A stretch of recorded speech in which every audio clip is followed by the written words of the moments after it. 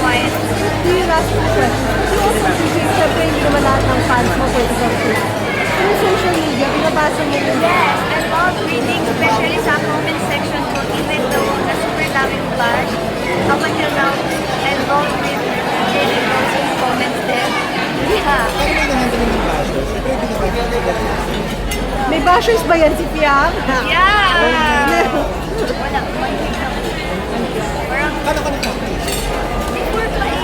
Like, parang, ilang years ago akong influencer before. Yeah. So parang na-practice ko na siya. And parang, lahat naman din na sinasabi sa akin, hindi totoo. Bakit ako masasabi? And yung mga sinasabi lang din naman sa akin is very light compared to before.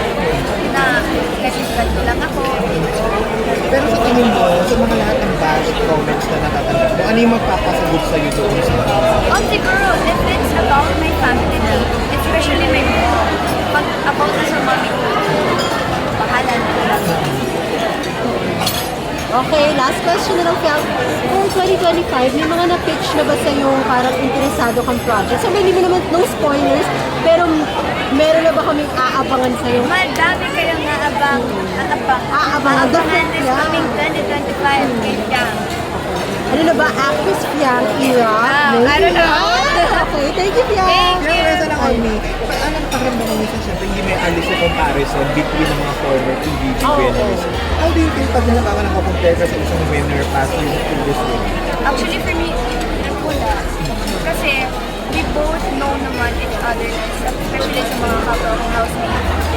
We're friends, and parang every time na may mga ganong comments, parang, okay, we're friends naman, we're close friends, we know each other, both know na hindi totoo yan, so wala talaga.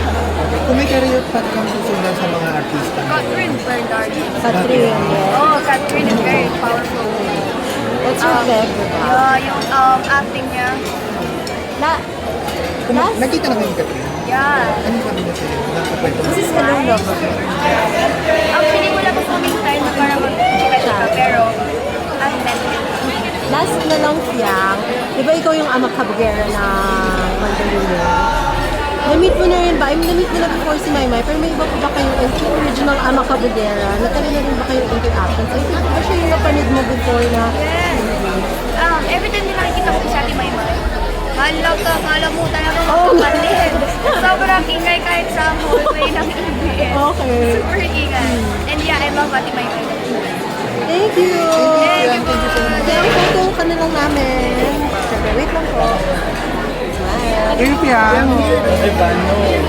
Ang ganda ba niyo? Pati, Thank you, Piang. Thank you, Piang. Happy New Year!